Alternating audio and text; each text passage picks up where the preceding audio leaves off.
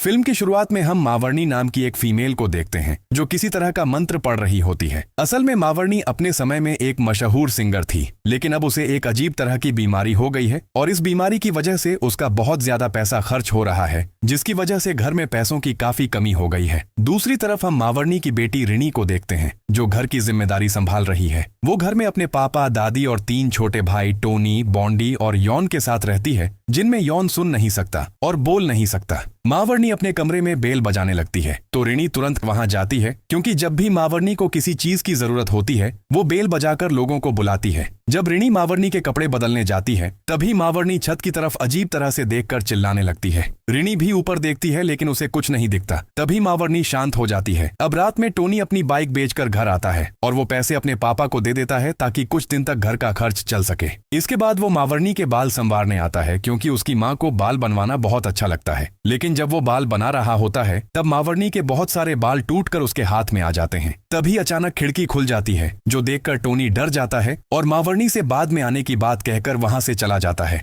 अब रात में जब रिनी सो रही होती है तभी वो मावरनी की बेल की आवाज सुनती है तो वो तुरंत वहां जाती है, जहां मावरनी को उसके सफेद कपड़ों में खिड़की की तरफ मुंह करके खड़ा देखा जाता है। रिनी जैसे ही उसे छूने जाती है तभी बेड पर असली मावरनी को देखा जाता है जो कराहते हुए बेल बजा रही होती है, जिसे देखकर रिनी डर जाती है। तभी वो सफेद कपड़े पहनी हुई फीमेल पीछे मुड़ती है जो कोई और नहीं बल्कि मावरनी के ही चेहरे वाला कोई डेमन था, जिसे देखकर रिनी की आंख खुल जाती है, यानी वो बस एक बुरा सपना देख रही थी। लेकिन तभी सच में उसे घंटी बजने की आवाज सुनाई देती है तो वो डरते डरते मावरनी के कमरे में जाती है, जहां इस बार सच में मावरनी सफेद कपड़े पहने खिड़की की तरफ देख रही होती है। और तभी अचानक वो बहुत भयानक चेहरा बनाकर पीछे मुड़ती है और अगले ही पल जमीन पर गिरकर अपनी आखिरी सांस ले लेती है। ये देखकर रिनी वहीं चिल्लाने लगती है और उसकी आवाज सुनकर सब लोग वहां आ जाते हैं। मावरनी को मरा देखकर सब दुखी हो जाते हैं। अगले दिन मावरनी का फ्यूनरल होता है। रात में रिनी के पापा उससे कहते हैं, मैं काम के लिए शहर जा रहा हूँ, कुछ दिनों में लौट आऊंगा, तुम सब अपना ध्यान रखना।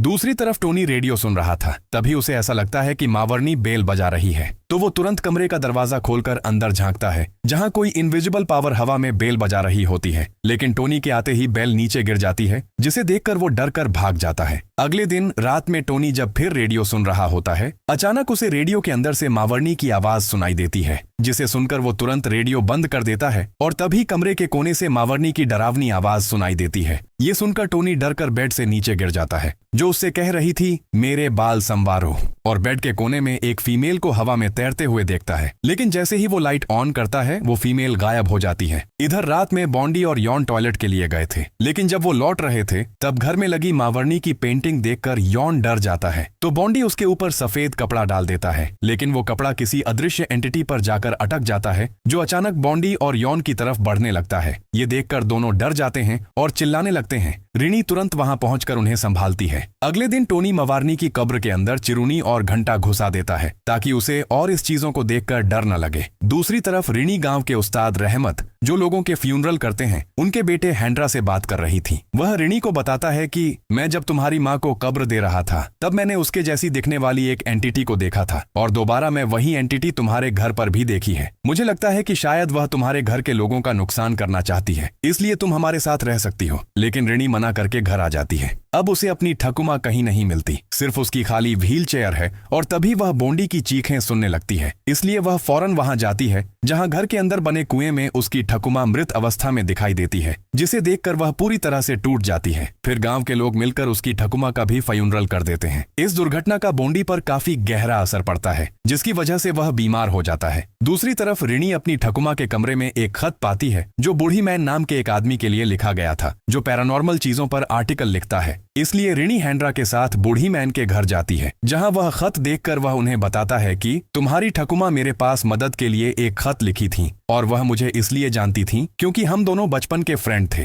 तुम्हारी ठकुमा मावरनी को ज्यादा पसंद नहीं करती थी क्योंकि वह कभी बच्चे को जन्म नहीं दे सकती थी। लेकिन अचानक एक दिन ऐसा कुछ हुआ कि तुम्हारी माँ बच्चों को जन्म देने लगी, जिसकी वजह से तुम्हारी ठकुमा को लगने लगा कि मावरनी को बच्चा प्रभु ने नहीं बल्कि डीमोन ने दिया है। लेकिन इस बात पर रिनी को यकीन नहीं होता है इसलिए इस बार बूढ़ी मैन उसे अपना एक मैगजीन भी देते हैं जहां डीमोन की पूजा करने वाले कल्ट के बारे में सारी जानकारी लिखी हुई है। इस बार रात में इयोन जब दोबारा टॉयलेट जा रहा था तब वॉशरूम का डोर खुद ही आहिस्ता आहिस्ता खुलता देखता है, जहां से उसकी ठकुमा की एंटिटी आने लगती है, जिसे देखकर इयोन वहां से भाग जाता है। अगले दिन रिनी मवारनी का गाना ग्रामोफोन पर बजा रही थी, लेकिन तब अचानक गाना बदल जाता है और कुछ लोग बहुत भयानक आवाज में मंत्र पढ़ना शुरू कर देते हैं, जिसे सुनकर रिनी एकदम घबरा जाती है। फिर कुछ समय बाद टोनी रिनी को बताता है कि मैंने तुम्हारा वह मैगजीन पढ़ा है जहां कल्ट के बारे में लिखा है कि अगर कोई फीमेल उस कल्ट में ज्वाइन करके संतान की मांग करती है तो वह डीमोन की तरफ से बच्चे का गिफ्ट पाती है, जिसके लिए कल्ट के मेंबर्स ही फीमेल के साथ इंटीमेट होते हैं और इसलिए हम सब भाई बहन एक दूसरे से अलग दिखते हैं। साथ ही इसमें यह भी लिखा है कि एक बच्चा होने के बाद अगला बच्चा जब 7 साल का होगा तब उस बच्चे को लेने डेड बॉडीज आएंगी, लेकिन माँ ने हमारे 7 साल के होने से पहले ही अगले बच्चे को जन्म दे दिया था, जिसकी वजह से हमारे बीच 6 साल का डिफरेंस है।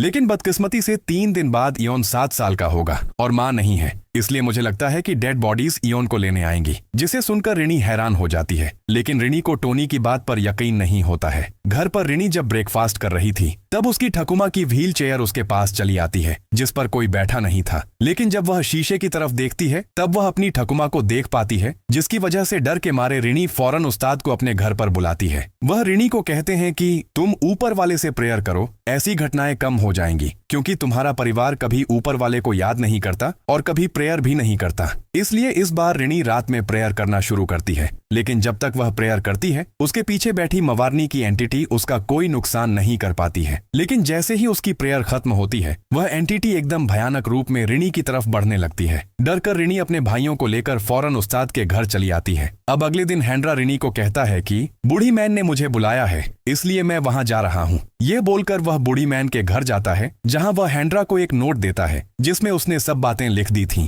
हैंड्रा उस नोट को लेकर रिनी के पास जाने के लिए निकल जाता है, लेकिन बदकिस्मती से रास्ते में ही उसका एक्सीडेंट हो जाता है, जिसकी वजह से वह वहीं मर जाता है और यह एक्सीडेंट भी उसी कल्ट के मेंबर्स ने ही करवाया था। अब हैंड्रा का मृत शरीर उस्ताद के घर लाया जाता है, जिसे देखकर वह एकदम दुखी हो जाते हैं और तभी हैंड्रा की पॉकेट से बूढ़ी मैन का नोट गिर जाता है, जिसे रिनी अपने पास रख लेती है। अब रात के समय रिनी खिड़की के बाहर हैंड्रा को देखती है, जिसे देखकर डर के मारे वह खिड़की बंद करना शुरू करती है, लेकिन हैंड्रा उसका हाथ पकड़कर खींचने लगता है। किसी तरह वह अपना हाथ छुड़ाकर अपने भाइयों को लेकर घर से जाने लगती है, लेकिन तभी वहां उनके पिता आ जाते हैं, जो सबको घर के अंदर ले जाते हैं। अब रिनी उन्हें सब बातें बताती है। रिनी के पिता कहते हैं हम कल ही यहाँ से चले जाएंगे। दूसरी तरफ टोनी इयोन को बाथरूम तक लेकर जाता है और तभी अचानक दरवाजा बंद हो जाता है, जिसे देखकर उसके पिता दरवाजा तोड़ देते हैं, जहां इयोन कुएं के ऊपर खड़ा था और तभी उसकी ठकुमा की आत्मा इयोन को कुएं के अंदर लेकर जाती है। इसलिए इस बार इयोन के डैड भी फौरन उसके अंदर चले जाते हैं और बहुत कोशिश के बाद इयोन को बाहर निकालने में सफल होते हैं। लेकिन तब तक घर के बाहर कल्ट के मेंबर्स आ जाते हैं, जिन्हें देखकर सब घबरा जाते हैं और डर के मारे दरवाजा बंद कर देते हैं। लेकिन इस बार उन पर ठकुमा की व्हील चेयर और बाकी चीजें गिरने लगती हैं, जिससे बचने के लिए रिनी, टोनी और उसके पिता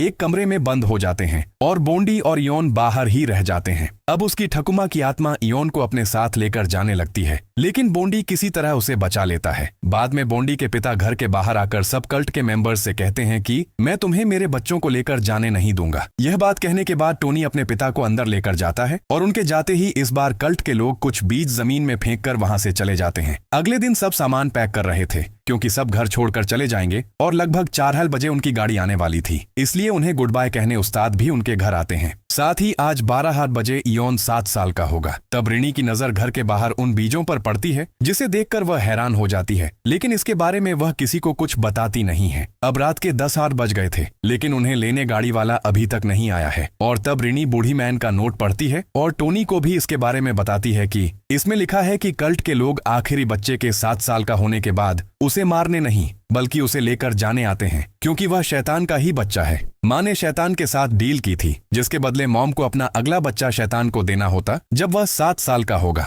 लेकिन माँ ने उसके साथ चीटिंग की थी और हमारे 7 साल के होने से पहले ही उन्होंने अगले बच्चे को जन्म दे दिया था। लेकिन इयोन आज 7 साल का होगा, जो शैतान के बच्चे में बदल जाएगा और इस बीज का मतलब यह है कि रात 12 बजे जब इयोन 7 साल का होगा तब उन बीजों की वजह से कब्र से सब डेड बॉडीज निकलकर इयोन को लेने आएंगी। इसका मतलब हमारे साथ जो कुछ भी हो रहा था वह और कोई नहीं बल्कि ठकुमा ही कर रही थी। क्योंकि वह इयोन की सच्चाई जानती थी कि 7 साल का होने के बाद वह शैतान में बदल जाएगा और उसी के कारण डेड बॉडीज आकर सबको मार देंगी। इसलिए ठकुमा यह सब होने से पहले ही इयोन को मार देना चाहती थी ताकि हमें कुछ न हो। रिनी तभी रूम के बाहर से कुछ आवाजें सुनती है। वह देखती है कि मवारनी की जिंदा लाश घर के अंदर चारों तरफ घूम रही थी। दूसरी तरफ इयोन भी खुद ही खिड़की की तरफ देखते देखते पहली बार किसी से बात कर रहा था, जिसे देखकर बोंडी भी घबरा जाता है। बाद में इयोन भी हंसते हंसते वहां से चला जाता है। इधर उस्ताद के सामने हैंड्रा जिंदा लाश बनकर चला आता है, जो उस्ताद को ही मार देता है। दूसरी तरफ रिनी के पिता जब सो रहे थे तब उनके पास मवारनी की जिंदा लाश भी होकर सो रही थी, जिसे देखकर वह डर के मारे वहां से भाग जाते हैं और सब बच्चों को लेकर एक कमरे में छुप जाते हैं। लेकिन तब उनकी नजर इयोन पर पड़ती है, जो मवारनी के साथ जा रहा था। रिनी के पिता उसे बचाने उसके पास जाना शुरू करते हैं, लेकिन रिनी उन्हें रोककर कहती है कि हम उसे रोक नहीं सकते,